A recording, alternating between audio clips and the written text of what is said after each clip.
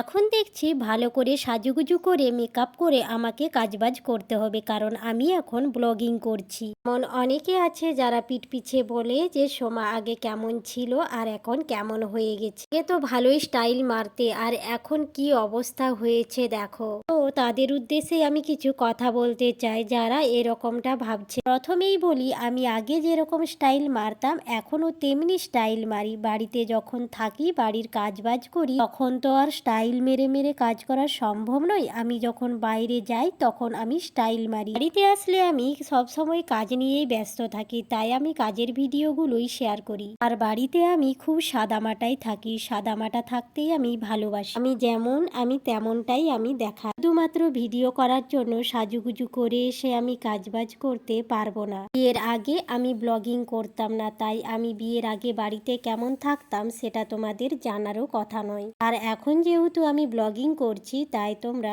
সবটাই দেখছো যে আমি সারাদিন কি করছি, কি পড়ছি, কি খাচ্ছি, কি রকম থাকছি। তাই বলে এই নয় যে আমি আগে ভালো ছিলাম আর এখন ভালো নেই। বিয়ের আগে আমি ভালো ছিলাম আর বিয়ের পরেও আমি ভালো আছি। তাই খোঁচা মেরে কেউ বলবেন না বিয়ের আগে সোমা এমন ছিল তেমন ছিল আর বিয়ের পর সোমার কি অবস্থা হয়েছে। তো যাই হোক, কাকে আর কি বলবো বলুন, যার মেন্টালিটি যেমন সে তেমনই ভাববে। এবারে আসি কাজের কথাই। সকালবেলা ঘুম থেকে উঠে সমস্ত বাসি কাজ সেরে রান্না বান্না কমপ্লিট করে নিয়েছি। সমস্তটা দেখানো ভিডিওর পক্ষে সম্ভব নয়, তো তাই আমার পক্ষে যতটুকু সম্ভব হয়েছে আমি সেটাই তোমাদের সঙ্গে শেয়ার করছি। তো আমি সমস্ত কাজ তো সেরে নিয়েছি, তারপরেই অনেক কিছু কাচাকাচি বাকি ছিল আজকে, তার জন্য ভাবলাম চলো আজকে তবে সমস্ত কাপড়গুলো কেচে নিই। আর বাড়ি আসলে এখানে ওখানে ঘোরাঘুরি হয়, তার জন্য কিন্তু আমাকে প্রায় প্রত্যেক দিনই কাচাকাচি করতে হয়। আর এইদিকে দেখো, যখন আমি মেলছিলাম তখন কাপড়গুলো একদম নিচে ছুঁয়ে যাচ্ছে, মানে টানগাটা এত নিচু হয়ে গেছে তার জন্যই ছুঁয়ে যাচ্ছিল। ভেজা কাপড় তো একটু ভারী হয়, তার জন্য দেখো আমার বর